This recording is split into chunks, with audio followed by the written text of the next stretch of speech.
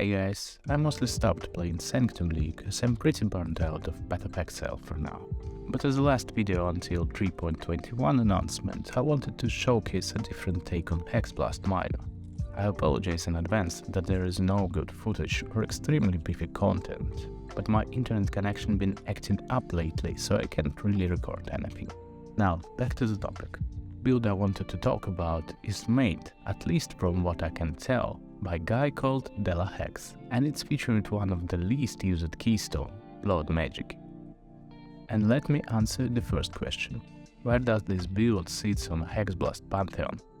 I'd say the power level of BloodMagic Hexblast Occultist is somewhere between Trickster and Dissolution Saboteur. For sure tankiness is better than Saboteur, but you are dealing maybe 40% less damage, yet you still deal more damage than Trickster, yet you're still less tanky than Trickster. So it's a toss-up. To set up a board, let's talk about pros and cons now. I will be comparing this build to Saboteur, as Saboteur is my primary build for this league. Pros over Sabo, it's decently tanky. You will still most likely die now and then, as this build is not meant to eat hits straight up, but between Leech, Life Regeneration, Petrified Blood and Progenesis Flask, I found that this build can survive in a lot more situations than Dissolution Saboteur. This build is somewhat cheap, as my most expensive piece of gear is Helmet with Power Charges, Progenesis, and I think Storm Shout is pretty much mandatory. This build is way better suited for farming 100% Delirium than Saboteur due to recovery, yet you are still packing enough damage to clear it smoothly. Cons over Saboteur. As I said, damage is less, 30 to 50% less damage from what I can tell. Build can still crush all content, but just not in the same easy peasy manner as Saboteur. The tankiness is still average. In my opinion, there is no way to make this build able to survive something like Take This attack from Uber Maven, but maybe you'll find a way. And lack of shield means lack of shield charge, which feels bad. I just love my shield charge, man.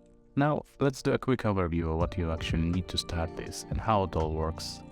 Build uses BloodMagic Keystone to completely eliminate reliance on mana and solve aura reservation issues with mines. This allows us to take free 50% aura via Eternal Blessing, yet still use Petrified Blood for huge survivability boost, pair it with the usual suspect, the Pain Atonement, and still have enough life to spam mines as much as we want and never lock yourself up.